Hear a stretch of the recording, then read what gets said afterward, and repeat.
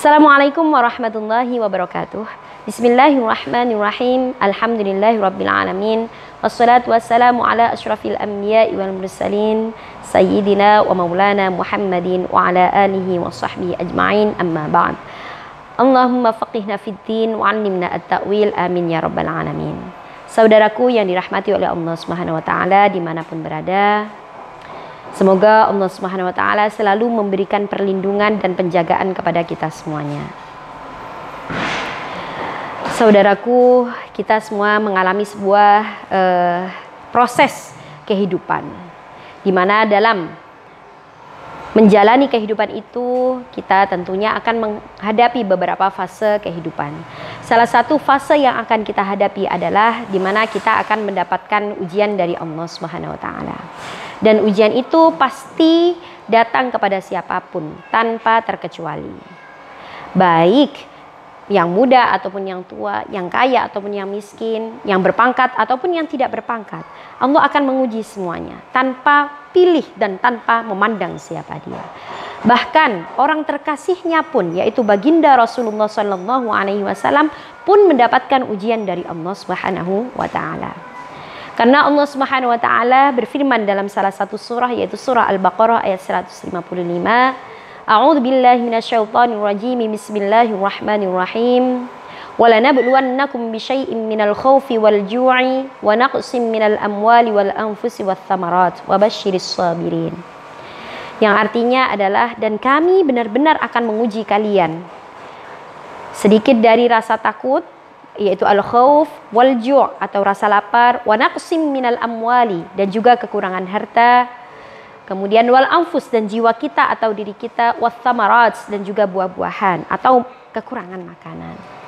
Namun ada pesan yang sangat menarik dari ayat ini yang ada pada terakhir dari ayat ini, yaitu wabasyiris sabirin. Allah memerintahkan baginda Rasulullah SAW untuk memberikan kabar gembira kepada umatnya supaya apa? Insya Allah bagi mereka yang bersabar akan ada pahala atau kejutan yang sangat luar biasa nantinya. Ketika kita sudah mengetahui bahwasannya masing-masing dari kita itu pasti akan mendapatkan ujian dari Allah, sudah selayaknya kita menyiapkan langkah konkret atau tips-tips yang bisa kita lakukan untuk menghadapi berbagai macam ujian yang mungkin tiba-tiba menghadiri diri kita atau datang kepada kita. Ada beberapa langkah yang bisa kita lakukan untuk menghadapi setiap ujian yang menimpa kita. Langkah yang pertama adalah menanamkan keyakinan bahwasannya setiap ujian itu datangnya dari Allah Subhanahu wa taala. Kenapa?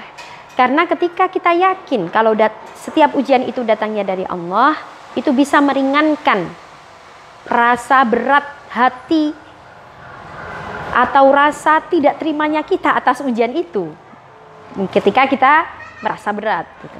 Sebagaimana yang disampaikan oleh Al-Imam Ibnu Athaillah As-Sakandari dalam salah satu pesan hikmah beliau, yaitu apa yang beliau sampaikan adalah liyukhaffifa alamal bala'i 'alaika ilmuka bi annahu subhanahu huwa al-mubli laka, yaitu untuk meringankan beban ujian yang menimpa kalian, maka ilmuka, pengetahuan kalian atau keyakinan kita bahwasannya huwa al-mubli laka, dialah yang Allah Subhanahu wa taala lah yang memberikan ujian kepada kita.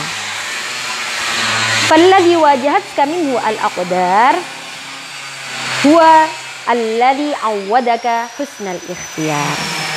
Dan ketika takdir-takdir itu menghampiri diri kita, maka dialah Allah, yaitu zat pemberi takdir atau pemberi ketetapan yang paling baik.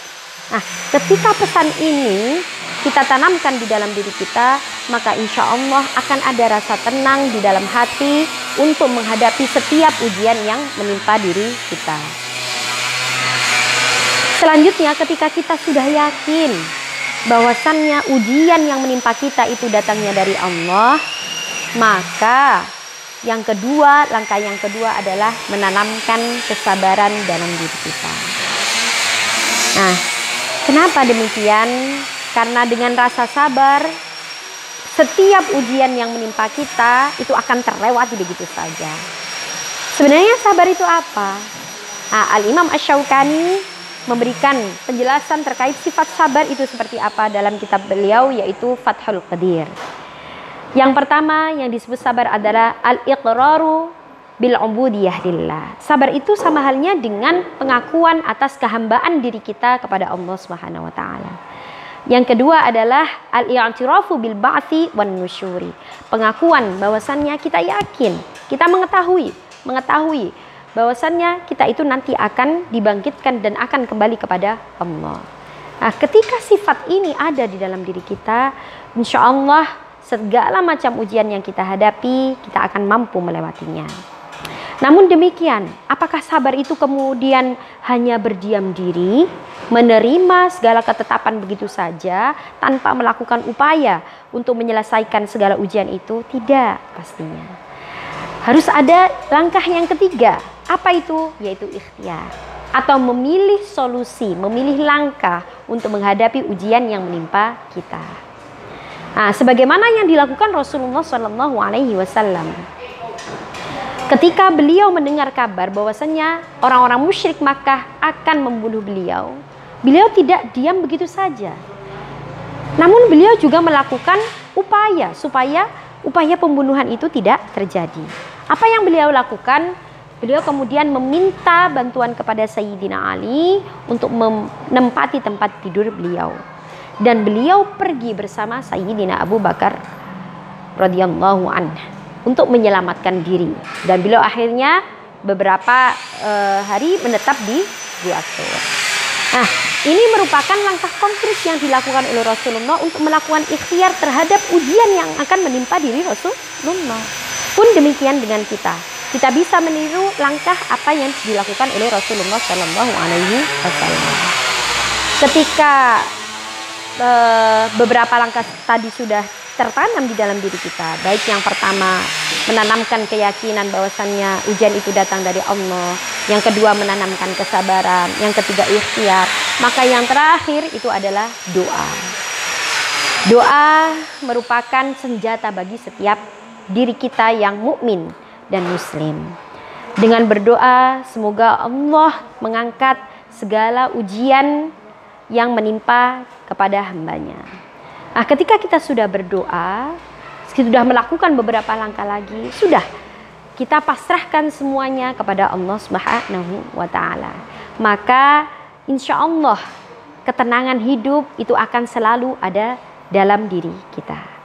Begitupun saat ini, wahai saudaraku, kita semua mengalami masa di mana kita diuji menghadapi wabah, yaitu virus corona.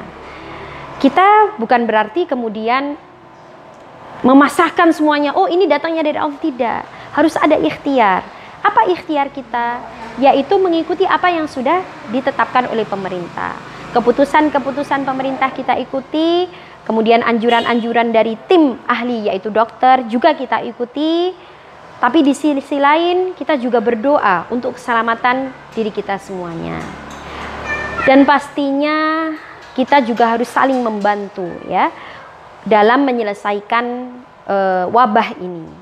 Artinya apa? Ketika saudara kita membutuhkan, kita juga harus membantunya, mungkin dalam bentuk tidak menimbun sesuatu yang dibutuhkan oleh tim medis. Misalnya beberapa waktu lalu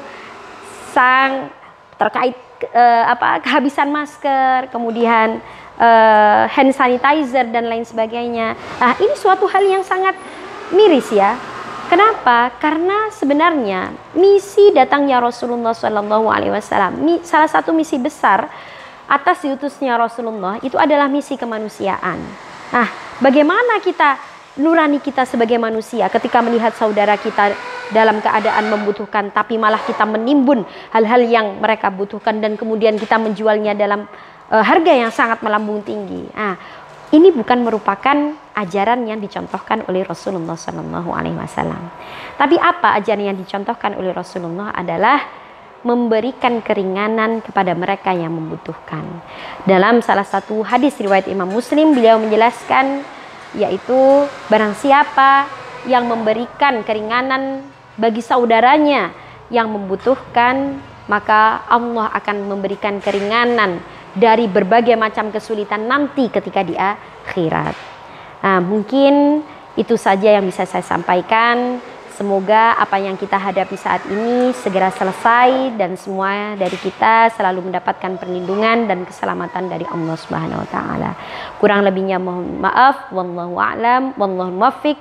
Wassalamualaikum warahmatullahi wabarakatuh.